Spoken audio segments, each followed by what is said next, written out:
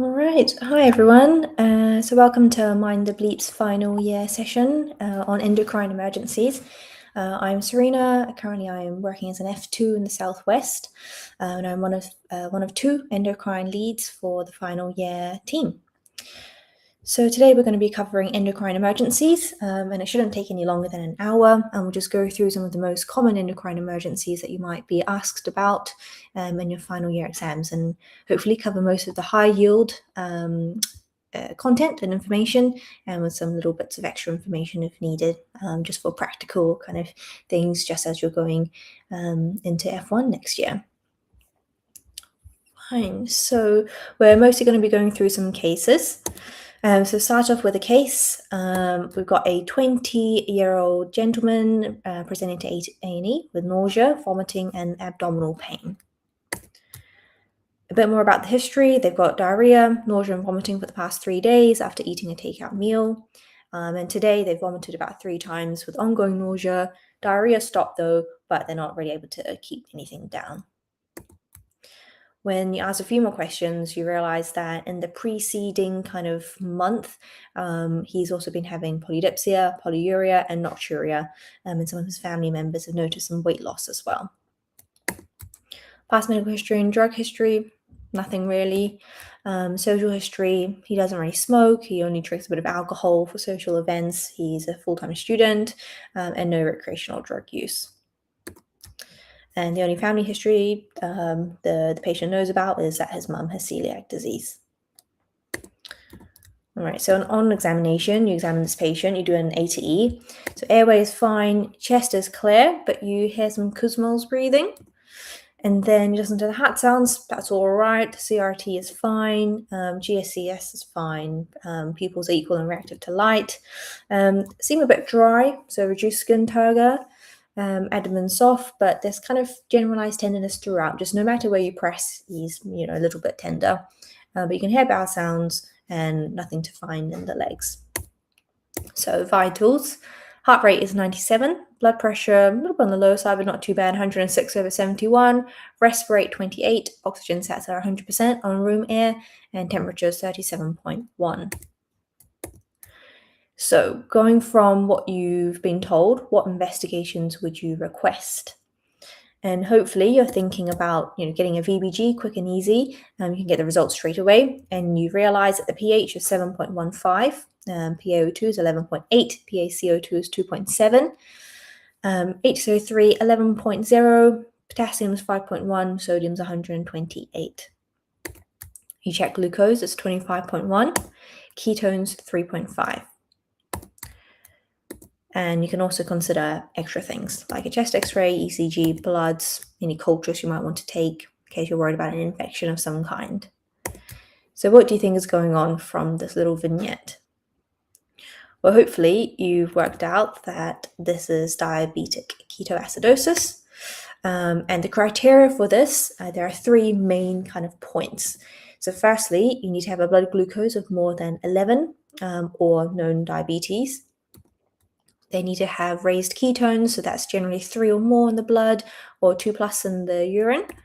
And pH has to be low, and that has to be less than 7.3 or a bicarb of less than 15.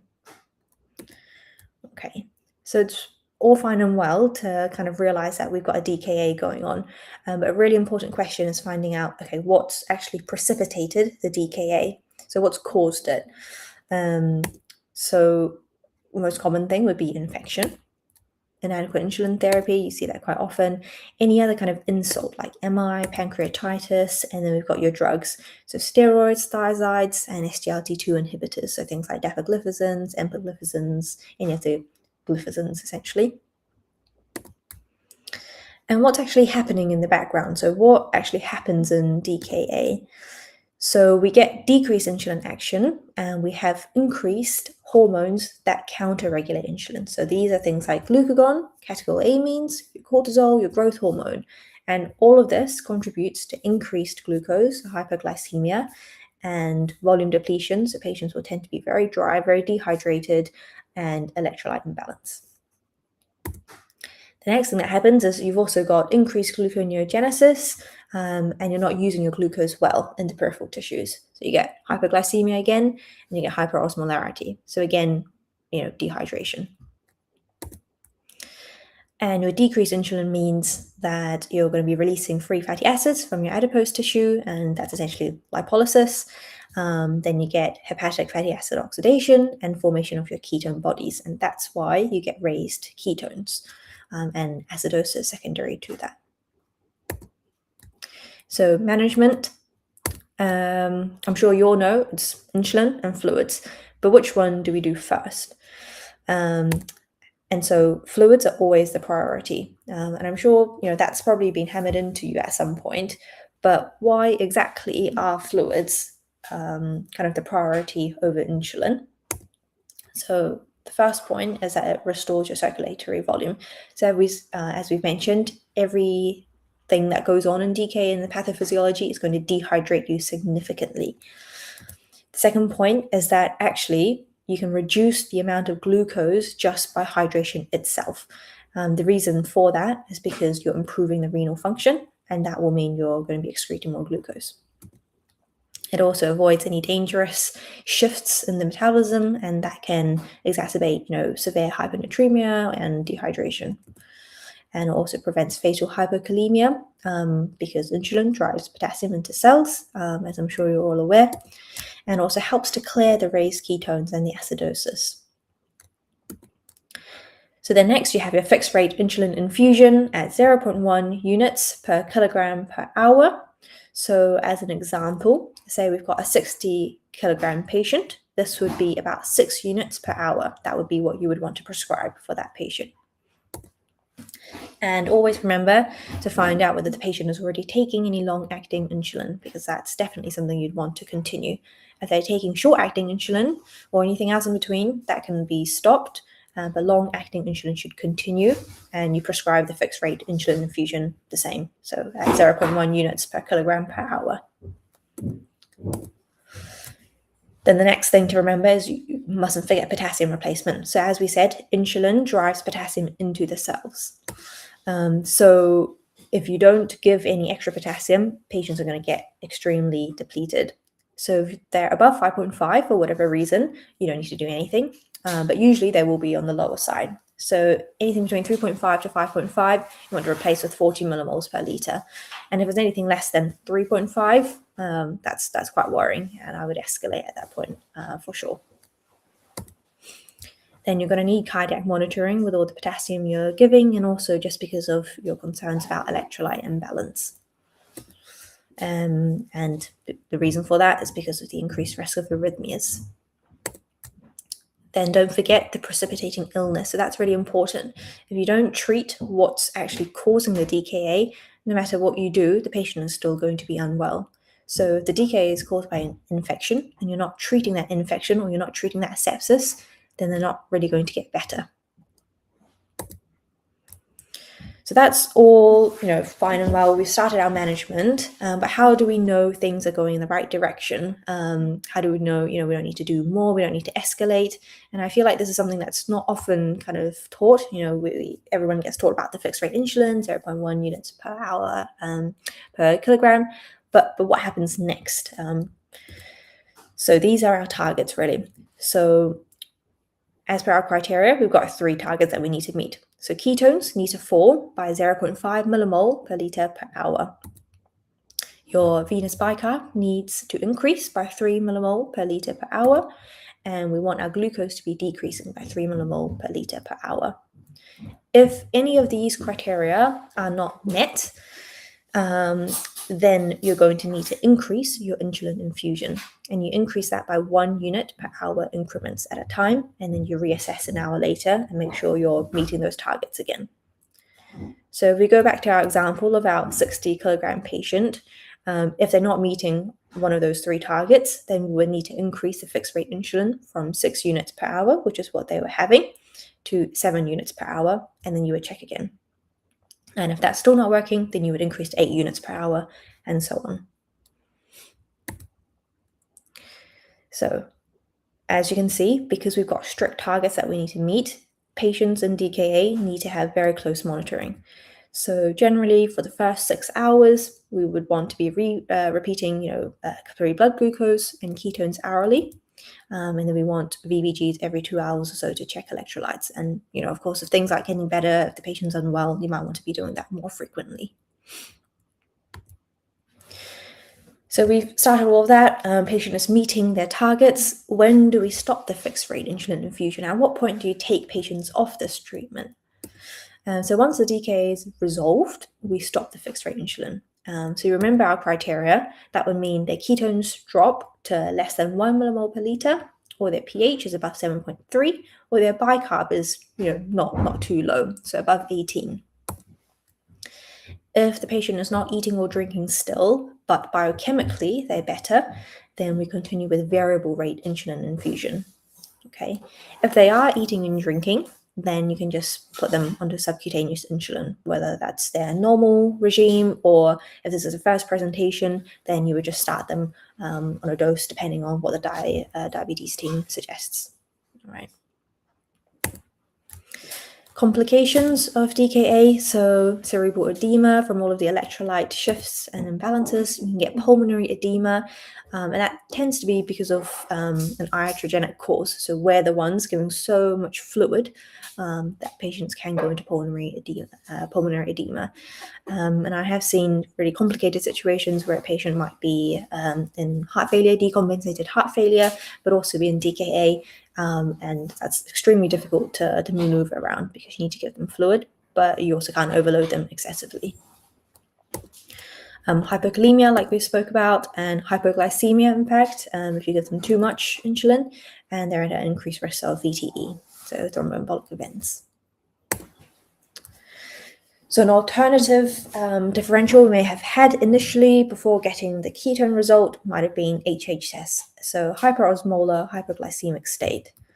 And this tends to be a bit more common in older patients and patients with type 2 diabetes, as opposed to DKA, which tends to be in younger patients or those with type 1 diabetes. Again, there's a kind of certain set of criteria, and they will tend to be very volume depleted, so hypovolemia and a rarely raised blood glucose. And we tend to see a higher glucose level in HHS than we do in DKA, so over 30 millimole per liter. And osmolality would be over 320 millosmol per kilogram. So the key thing to differentiate between HHS and DKA, when these patients often might present fairly similarly clinically, would be the presence of ketones or not. So if there are ketones, then we follow the DKA pathway. Otherwise, management for HHS is fluids. It's just fluids, and fluids. And we would only start fixed rate insulin if the blood glucose isn't falling with purely fluids alone. And we would start it at half what we would in DKA, so 0.05 units per kilogram per hour. And again, what are our targets then? So blood glucose should reduce by no more than 5 millimole per liter per hour. Sodium shouldn't be falling by more than 10 millimole per liter in 24 hours. And I'm sure you've been taught about the complications of a rapidly dropping sodium level. And then what type of fluid should we be giving then? So often, I've asked this question myself before as well, why don't we give hypotonic saline if patients are so, hyponatremic? And the reason why we don't want to do that is because we don't want our sodium levels to drop too rapidly. And that's because of the risk of cerebral edema, which is basically an emergency. And the other point to note is that the serum sodium might be normal or even low in HHS, and that's because high glucose levels can lead to a shift in osmosis of free water into the extracellular space from the intracellular space, and that would then dilute the serum sodium. And A second thing to note, kind of this is a bit more of a practical point when you're working as an F1 as opposed to one that they might test in your exams, is you might often see that there'll be actually a small kind of increase in the serum sodium, even though you're giving them fluid replacement. And you might, worry like, I'm giving so much IV fluids, why is the sodium levels not going down? It's actually going in the opposite direction. And that's similar again because you're reducing the glucose in the blood, and that reduces the osmolality. And that will mean that the water will instead shift from the extracellular space to the intracellular space. And that would lead to a more kind of concentrated amount of sodium in the serum. And so you see, paradoxically, a rise in serum sodium, even though the absolute amount might not have changed. All right, so I think we've covered that. Fine. So then moving on to case 2. So hopefully that gave you a bit of an indication about how we might manage DKA, how we might manage HHS, and a few tidbits for practical purposes when you'll be working on F1 next year. So case 2, we've got a 19-year-old lady coming into A&E with weight loss and fatigue over the past 2 weeks, and now they're vomiting and feeling very weak. Past medical history, nothing of significance. All they take is a combined pill. They don't smoke. They don't drink much alcohol and don't use any recreational drugs. Nothing to note in the family history. On examination, again, you do a good A to E. Airways patent, chest is clear, heart sounds are fine. It's regular, but it's a bit tachycardic, and you find that the peripheral pulses are a little bit weak, but otherwise nothing else really to note. Then you get a set of vitals, and you know that she's tachycardic, so heart rate is 126. She's got quite low blood pressure, 81/41. Respirates are fine, oxygen saturations are fine, and temperature is 36.2. Glucose, you do it, and it's 2.5. Okay, and ketones are negligible. So what would you do from there? What would be your immediate investigations and management? So, simple things first: IV access, fluid resuscitation. They've got low blood pressure, they're hypotensive, you need to give them fluids. And they've also got a really low glucose level, so you give them IV dextrose, 20%. Okay, and then you might want to investigate them a little bit more with BBG, ECG, bloods, monitor urine output, maybe get a chest x-ray, cultures, all of those things. So here are your VBG results. So pH is 7.23, PO2 is 6.2, PCO2 is 4.31, bicarb 18, lactate is 3.2, and chloride is 100, and glucose is 2.3. We knew that already. Sodium is 120, and potassium is 7.1. What would you do next? What would be your priority here from that VBG result? So hopefully it's the potassium that you're quite worried about when we get an ECG, and this is the ECG that you get. And you can see the most obvious abnormality is the tall tented T waves, which you can see throughout. All right, and it's a bit difficult to appreciate kind of prolonged PR interval in this, but you can also get prolonged PR interval as another change in hyperkalemia. So manage the hyperkalemia. So we got our ECG. We need to give her calcium gluconate, and that's at a dose of 30 mils at 10%, and that's because she's got ECG changes. Then we would want to give her insulin dextrose, and those are the doses, and salbutamol nebulizers. So we want to prioritize giving the calcium gluconate first, and that's because it protects the cardiac membranes. Okay, whereas the other two, insulin dextrose and salbutamol nebulizers, they will shift the potassium out of the bloodstream essentially. Okay, and the dose which you would give of insulin would be usually at rapid 10 units, and you would also have to give some dextrose alongside that. And the dose we give is normally 20% through a peripheral cannula.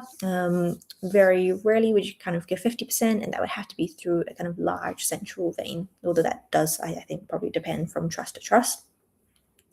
You would give 10 milligrams of salbutamol through a nebulizer as well. And then you definitely want to have cardiac monitoring going on with that level of potassium and the ECG changes. And you will want to monitor this really closely. So after an hour, after you've given all of the things above, you want to repeat the VBGs, probably alongside formal bloods as well whilst you're there, and repeat an ECG. So that's the hyperkalemia side of things, as a bit of a side tour into how you might manage that. But what overall is going on? What's causing the hyperkalemia, her symptoms, the low glucose and the low sodium? So this is an adrenal crisis, which is an emergency and it's life-threatening. And the management is steroids. Okay, so that would be potential hydrocortisone, 100 milligrams IV or IM, and you would need to give that a stat.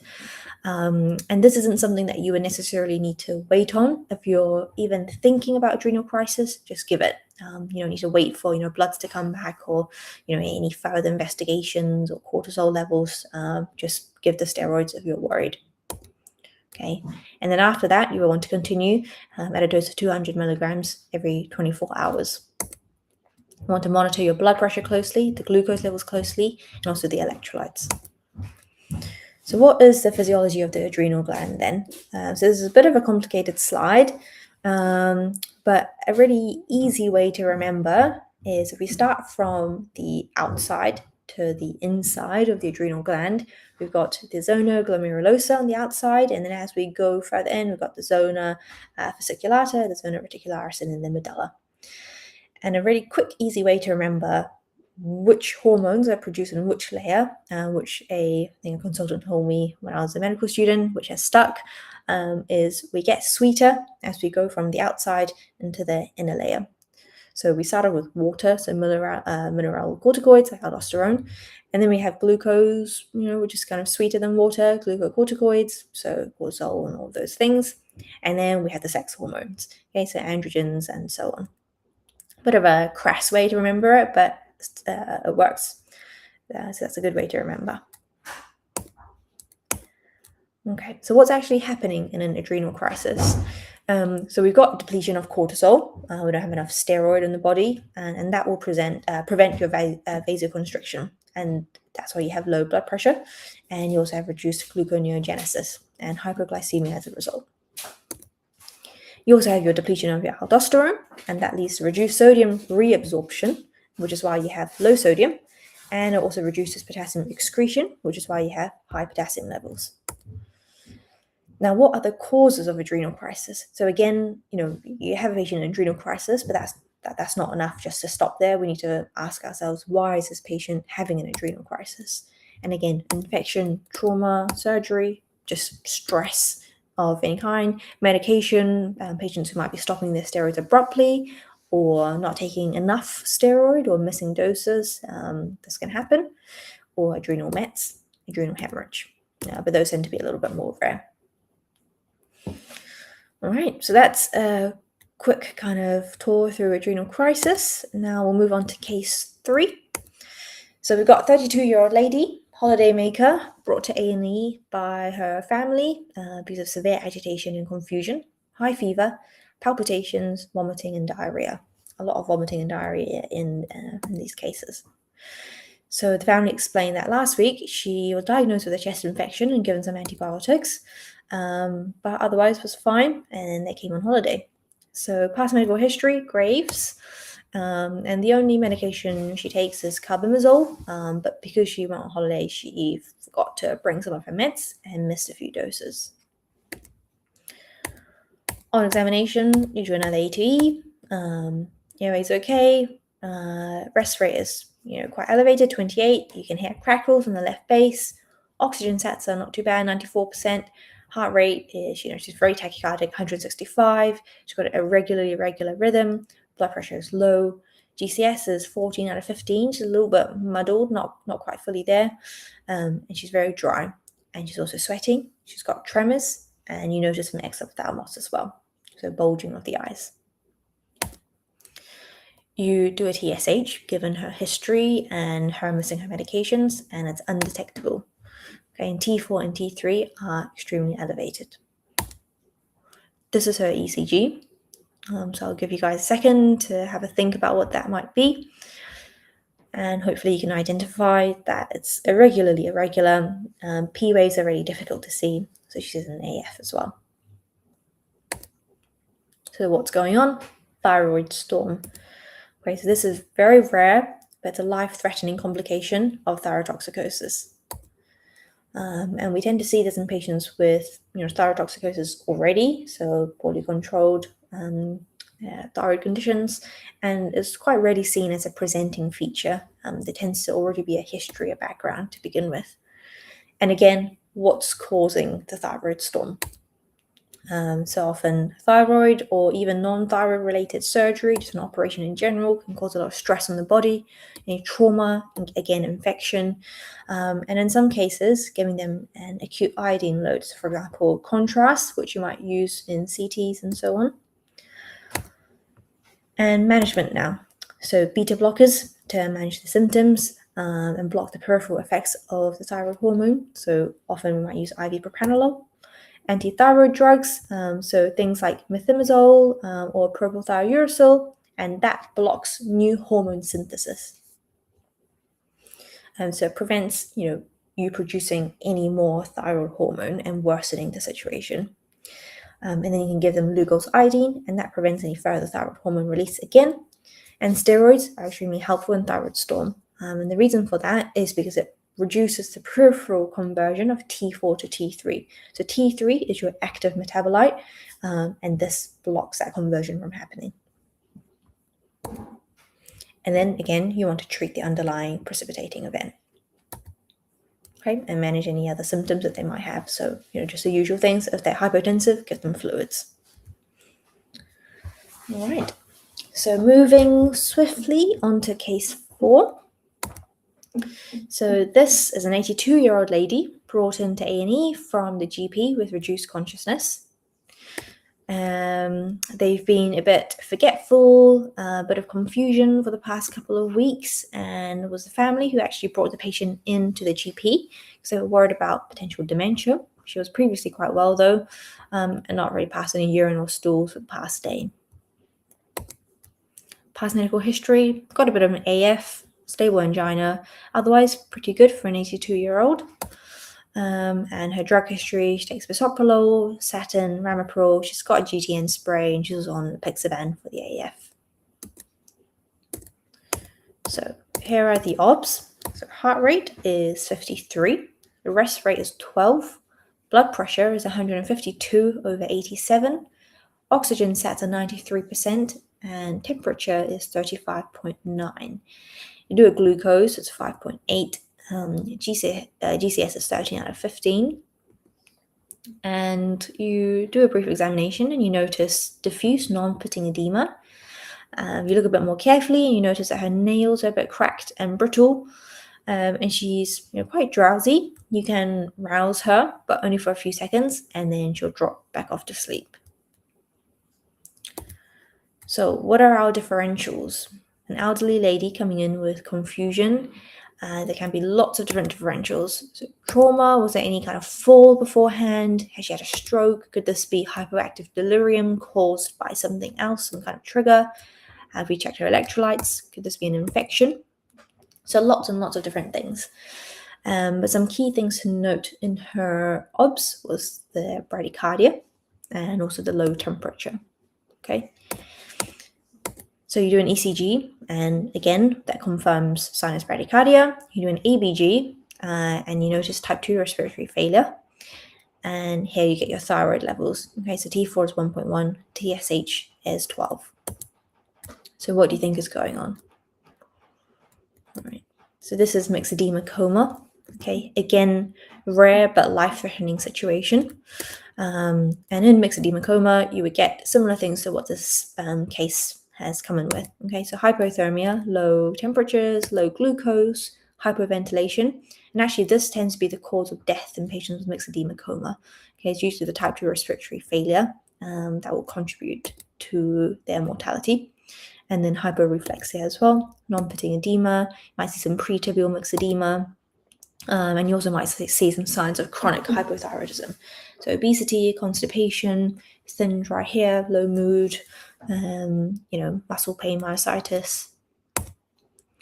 So again, what are the causes? So simple ones can just be not being compliant with their medication, not being compliant with levothyroxine. Could be seen in thyroiditis sometimes in the hypothyroid phase, They might have had a recent illness alongside just being hypothyroid to begin with. Could also be a first presentation of hypothyroidism.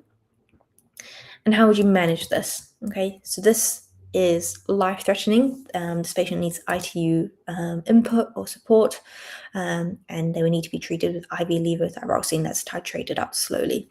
And the reason why it's titrated up slowly is because giving levothyroxine in itself can precipitate MIs or arrhythmias.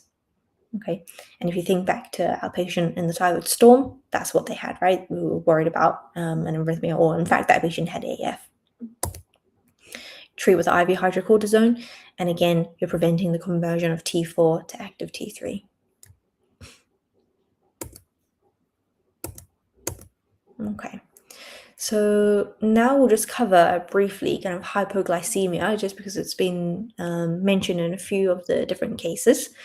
So the definition of hypoglycemia is a plasma glucose of less than 4 millimole per liter. Okay, and one key thing to note when you're practicing, I guess, as an F1, is that blood glucose levels and the severity of the symptoms aren't always correlated.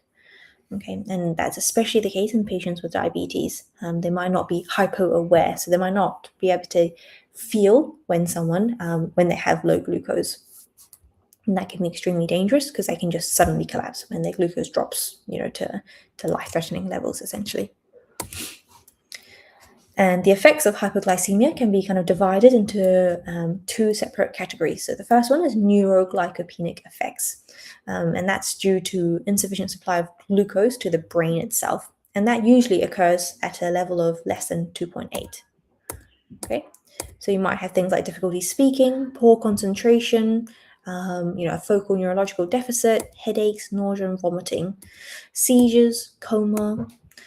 So anything kind of that, imagine these are all kind of neurological sequelae of hypoglycemia. Then you've got the autonomic effects, and that's due to the increased release of adrenaline and glucagon as a response to the low glucose.